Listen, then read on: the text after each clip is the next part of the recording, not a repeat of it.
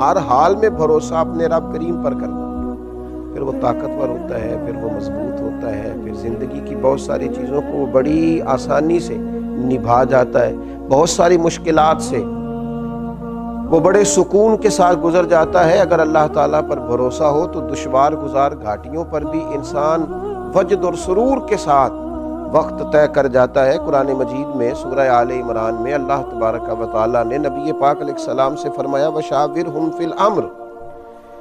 اور کاموں میں ان سے مشورہ لو، فَإِذَا عَزَمْتَ فَتَوَكَّلْ عَلَى اللَّهِ، لیکن جب پختہ ارادہ کر لو پھر اللہ پر بھروسہ کرو، پھر اپنے رب کریم پر اعتماد کرو۔ جب تمہارا ارادہ پختہ ہو جائے، مشورہ ضرور کریں صحابہ سے، لیکن جب ارادہ کر لیں پھر اللہ پر بھروسہ کریں، اس لیے کہ ان اللہ یحب المتوکلین۔ سبحان اللہ، فرمایا بے شک اللہ توکل کرنے والوں سے پیار کرتا ہے۔ یہ اللہ پر بھروسہ کرنے والے اللہ کے پیارے ہیں، اللہ ان سے محبت کرتا ہے۔ اللہ تبارک و تعالی ان لوگوں کو چاہتا ہے جو اللہ پر بھروسہ کرتے ہیں، انہوں نے اپنی ساری چاہتوں کا کیا خوبصورت مثال ہے سیدنا ابراہیم خلیل اللہ کی، آگ میں پھینکا جا رہا ہے، اتنے بڑے مجمع میں دور دور تک اپنا دوست کوئی دکھائی نہیں دے رہا، کوئی نہیں ہے اپنائیت کا اظہار کرنے والا، ہمدردی کا اظہار کرنے والا، منجنیق میں ڈالا جا رہا ہے، میلوں پھیلی ہوئی آگ میں پھینکا جائے گا، فرشتہ حاضر ہوا ہے، عرض کرتا ہے میری ہوا پہ ذمہ داری ہے، اگر آپ حکم کریں تو ہوا نہ چلا دوں، اڑا نہ دوں اس آگ کو، فرمائیے۔ حضرت ابراہیم فرمانے لگے میری تجھ سے کوئی حاجت نہیں۔ پھر بارش کے فرشتہ عرض گزار ہے حضور اگر اجازت ہو تو ایسا مینہ برساؤں کہ یہ ساری آگ ٹھنڈی ہو جائے، فرمایا تجھ سے کوئی حاجت نہیں ہے۔ وَاتَّخَذَ اللَّهُ إِبْرَاهِيمَ خَلِيلًا، میری تو اس سے حاجت ہے جس نے مجھے خلیل بنایا ہے، میرا بھروسہ تو اپنے رب کریم پر ہے، اعتماد خلق چھوڑ دیا، اب آرزوؤں کا مسکن، محبتوں کا منبع، دعاؤں کی جگہ، ہر چیز اپنے رب کو مان لیا۔ اب وہ جس حال میں رکھے گا اسی حال میں رہنا ہے،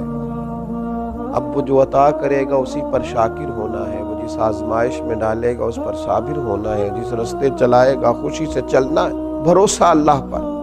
اعتماد اپنے رب پر، اپنے مالک کریم کی ذات پر، ساری توجہات اسی کے دیے ہوئے پر قناعت، اسی پر صبر، اسی کا شکر، اسی کے لیے دل کی ساری چاہتیں، اسی کی طرف انسان کا سارا رجوع۔ میرے نبی اکرم نور مجسم شفیع معظم صلی اللہ تعالی علیہ وسلم نے جب اپنے صحابہ کے دلوں میں یہ بات پوری طرح ڈال لی تھی نا کہ تم نے اللہ پہ بھروسہ کرنا، اعتماد خلق نہیں اعتماد خالق کرنا ہے، تو اس کا لازمی نتیجہ یہ نکلا تھا کہ وہ 313 تلواریں لے کر نعرے لگاتے ہوئے بدر کی طرف بڑھ گئے تھے۔ دوسری طرف بھروسہ تھا تلواروں پر، نیزوں پر، برچھیوں پر، تعداد پر، یہاں بھروسہ تھا اللہ رسول پر۔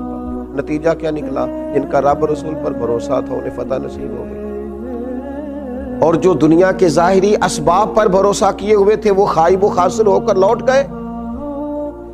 اسباب سارے اختیار کیے جائیں گے، کوشش تمام اسباب کی جائے گی، لیکن سارے اختیار حاصل کر کے وہ جو میرے رسول پاک صلی اللہ تعالی علیہ وسلم نے صحابی سے کہا تھا نا کہ اونٹ کو پہلے باندھ لے، لیکن باندھنے کے بعد بھی بھروسہ اللہ پہ کرنا، یہ خیال رکھنا کہ اسے چور سے، ڈاکو سے، ہر چیز سے اس کی حفاظت اللہ تعالیٰ کرے، اسباب اختیار کریں، محنت کریں، جد و جہد کریں، لیکن لوگوں سے امیدیں رکھنی چھوڑ دیں۔ ہر وقت دوسروں پر یہ شکوہ کرنا کہ تو میرے حقوق ادا کر، تو میرا خیال کر، تو میری بات سن، تو میرے اوپر توجہ دے، تو میری باتوں میں دلچسپی کا اظہار لے، اسے چھوڑ دیں، اپنی توجہات کا مرکز رب رسول کو بنائیں، اللہ تبارک و تعالیٰ کی ذات والا صفات کے ساتھ دل لگائیں۔ میرے نبی اکرم صلی اللہ تعالی علیہ وسلم نے فرمایا جو شخص اللہ پر بھروسہ کرتا ہے اور اسی کا ہو کے رہتا ہے، بھروسہ کرتا ہے اور رب ہی کا ہو کے رہتا ہے، فرمایا رب تعالیٰ اس کے ہر کام میں کفایت کرتا ہے اور اسے وہاں سے رزق دیتا ہے جہاں سے اس کا گمان بھی نہیں ہوتا۔ اور حضور فرماتے ہیں جو دنیا پر توکل کرے اور اسی کا ہو کے رہ جائے، پھر اللہ بھی اسے دنیا کے حوالے کر دیتا ہے، وہ دنیا ہی کا اسے کر دیتا ہے اللہ تعالیٰ، وہ دنیا ہی کا ہو جاتا ہے۔ جب اس نے اعتماد ہی مخلوق پہ کیا ہے، جب اس نے اعتماد ہی خلق پر کیا ہے، جب اس نے سارا کچھ بنا ہی لوگوں کو لیا ہے، جب اس نے اپنے تعلقات کو سب کچھ سمجھا ہے، تو پھر اللہ تعالیٰ اسے دنیا کے سپرد کر دیتا ہے، اپنی ساری دعاؤں کو، اپنی ساری التجاؤں کو، اپنی ساری محبتوں کو، اپنی ساری دلچسپیوں کو، اپنے الفتوں کے سارے رنگوں کو اللہ رسول کی طرف موڑ دیں، اسی طرف اپنا سارا رخ کر لیں۔ جب کوئی رب کریم کا ہو جاتا ہے تو اللہ تبارک و تعالیٰ کبھی اپنے بندوں کو مایوس نہیں کرتا، وہ کبھی اپنے بندوں کو تنہا نہیں چھوڑتا،